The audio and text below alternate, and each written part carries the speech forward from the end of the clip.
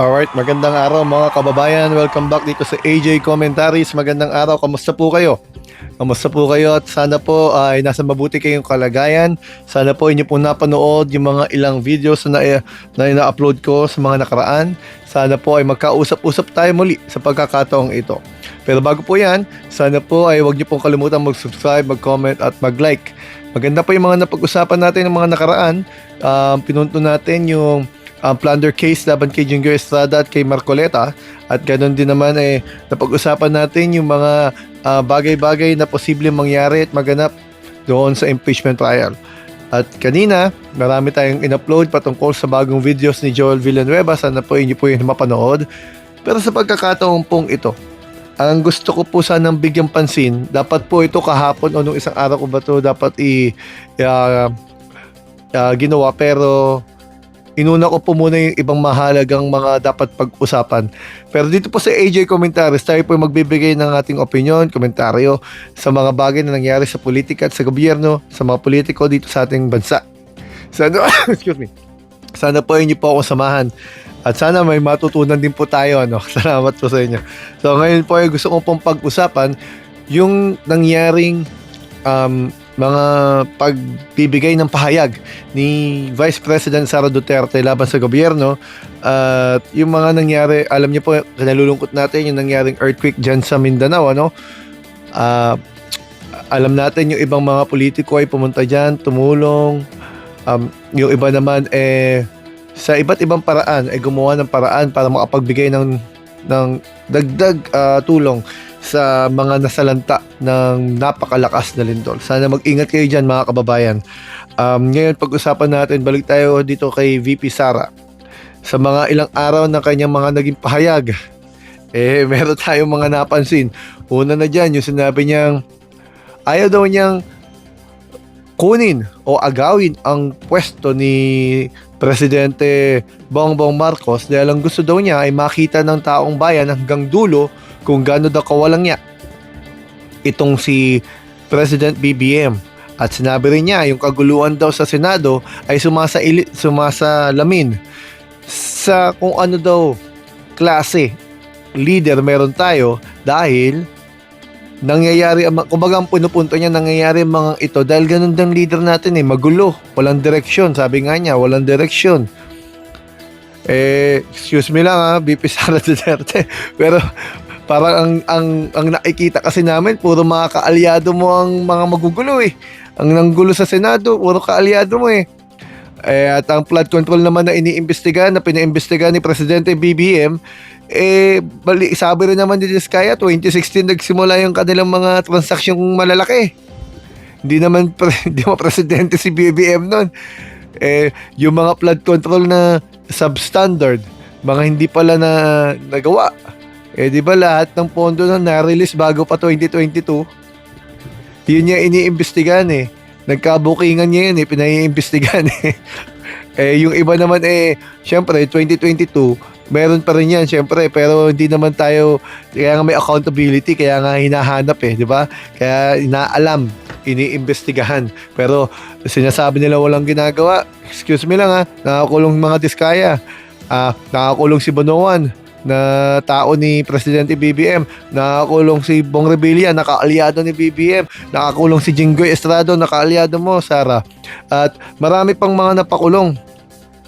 Bato kayo ng bato kay Presidente BBM na mahinang klaseng leader, pero ang daming pinapakulong. Ultimo si Kibuloy na untouchable, na walang makagalaw kahit mayroong mga kasong convicted na nga di ba? Hindi mahuhuli-huli. Diba, alam natin kinonvict na yan sa US court hindi mahuli-huli, walang gumagalaw. Pero yung weak na sinasabi nyo, may hinang presidente, huli siya. Sa katunayan, hindi lang siya, maging ang dating Pangulo mismo, si Duterte, Digong Duterte, ay nakakulong.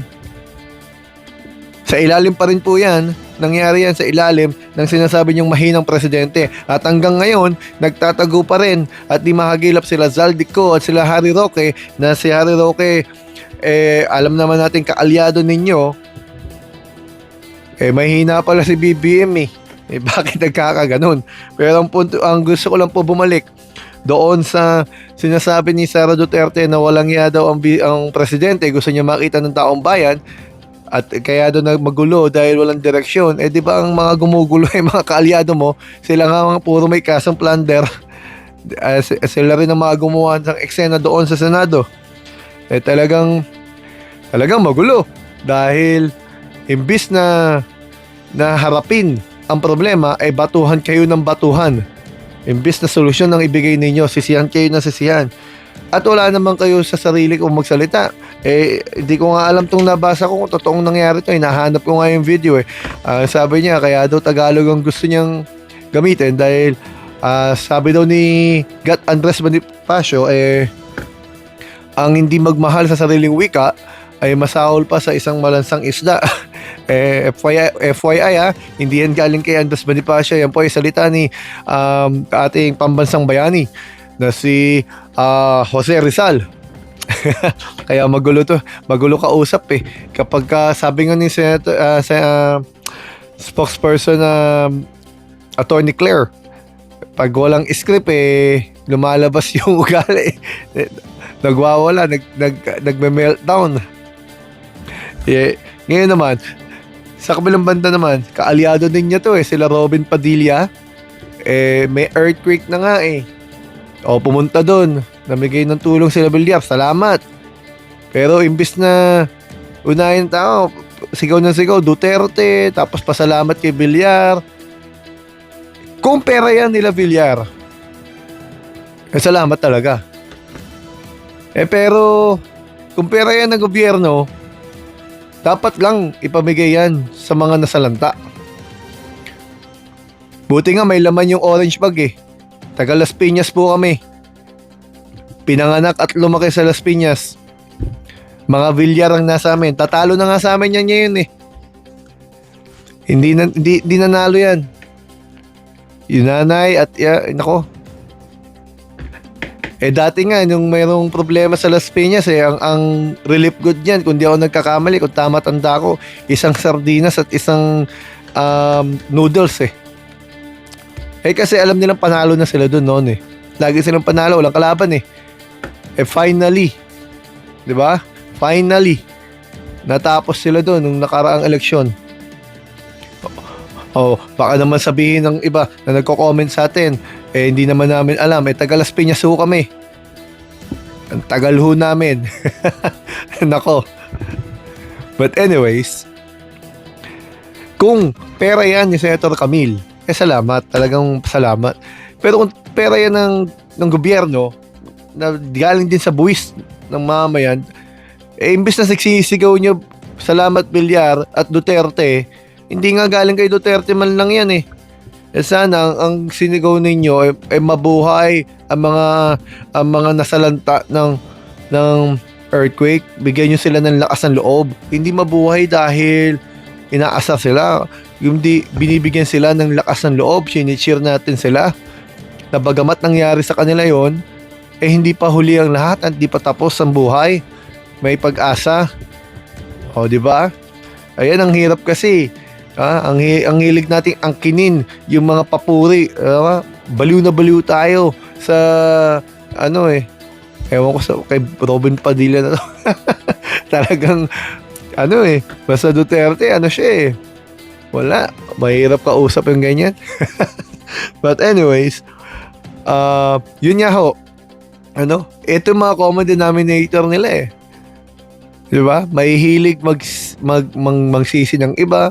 Tapos kapag may magandang nangyayari, talaga naman aakuin nila.